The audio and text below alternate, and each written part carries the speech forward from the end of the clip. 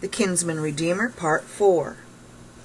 Having a blood relative with the wherewithal to act as a kinsman redeemer means little if he is unwilling to do so.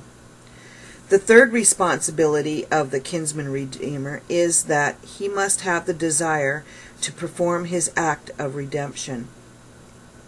Luke 19 verse 10 says, "For the Son of Man is come to seek and to save that which was lost."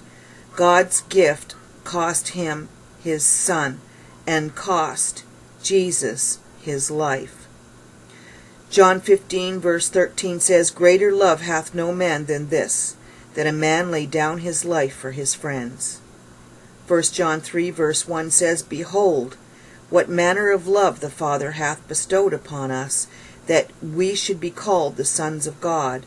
Therefore the world knoweth us not, because if it knew him not." Jesus came for one purpose, to redeem us. But as with every kinsman redeemer, he knew that in the process he jeopardized his own inheritance. Our kinsman redeemer, then, not only had to have the desire to redeem us, but he had to will it to be done. This willingness fulfills the fourth requirement. The book of Ruth tells us that the first blood relative with a right of redemption was unwilling to fulfill his obligation. He refused to jeopardize his own inheritance. He gave his right of redemption to Boaz, and it's a good thing Boaz followed through. Mary, Jesus' mother, several generations later, descended from this union. It's absolutely true that Jesus came with the express purpose of being the Lamb who would shed his blood for our redemption. Yet Scripture reports that he asked the Father 3 times to find another way. Still, he submitted.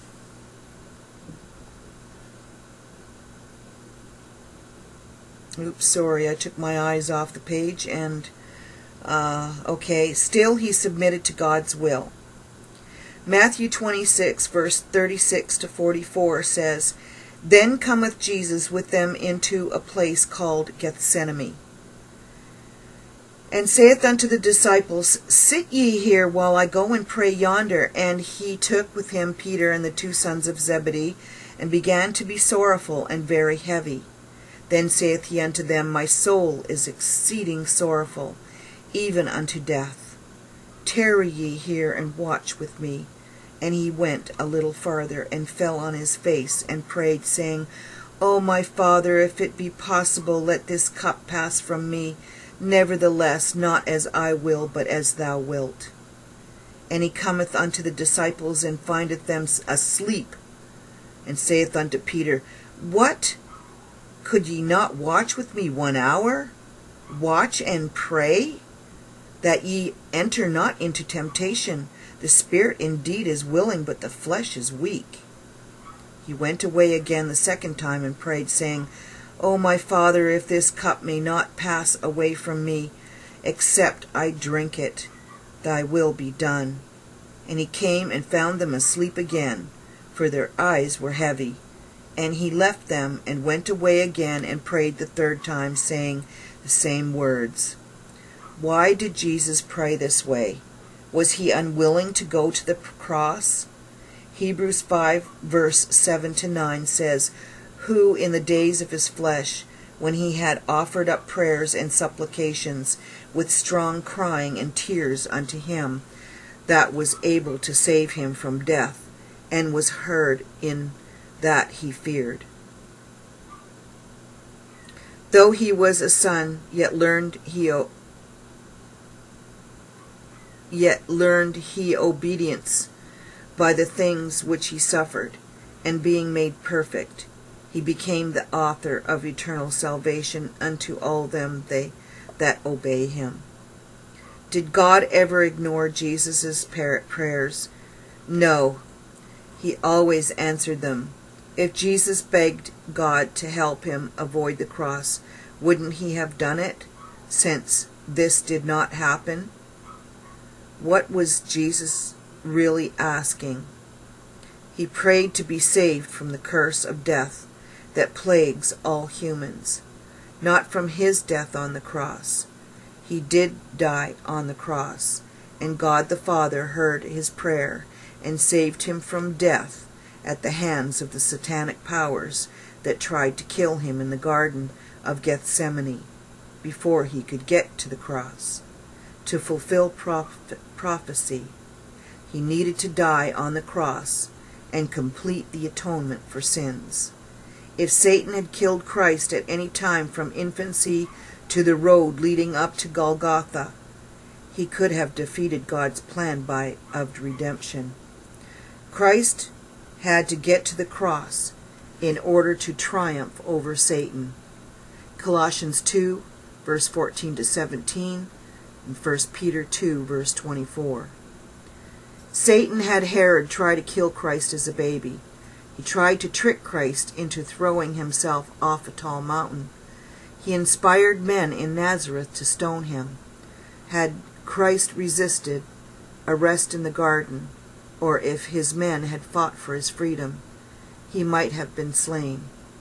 The Roman soldiers might have killed him by flogging, but Jesus needed to die on a cross, and he did.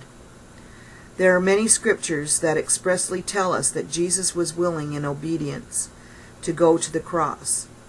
Jesus knew that only his blood could pay for men's sins. Philippians 2, verse 6 to 8 says, "Who, being in the form of God, thought it not robbery to be equal with God, but made himself of no reputation, and took upon him the form of a servant, and was made in the likeness of men, and being found in fashion as a man, he humbled himself, and became obedient unto death, even the death of the cross." Only a very special kinsman redeemer would be willing to pay such a price, to completely humble himself, to leave his heavenly throne just to redeem underserving people who had no other hope. But Jesus had shown his love for us from the beginning when he created us in his own image. Romans 8, verse 17 says, "And if children, then heirs, heirs of God, and joint heirs with Christ. If so, be that we suffer with him, that we may also be glorified together." Often life seems very unfair. Tragedies come our way, stealing our joy, peace, health, and material possessions. Many of these tragedies result from our own disobedience. We either willingly or ignorantly choose to disobey God and suffer the consequences. We live in a fallen world, inheriting Adam's infirmities. In all this, we need to remember that we have a kinsman redeemer who ultimately triumphs over Satan and brings him to justice for all he has done. This brings us to the fifth responsibility. The kinsman redeemer had to serve as the judicial executioner on behalf of the murdered relative. Scripture requires a heavy price to be paid for murder of another human.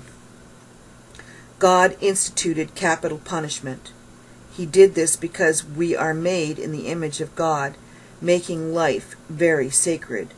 When someone kills another person, he is attacking God's sacred creation, and the penalty is death to the murderer. And I'll be right back with part 5.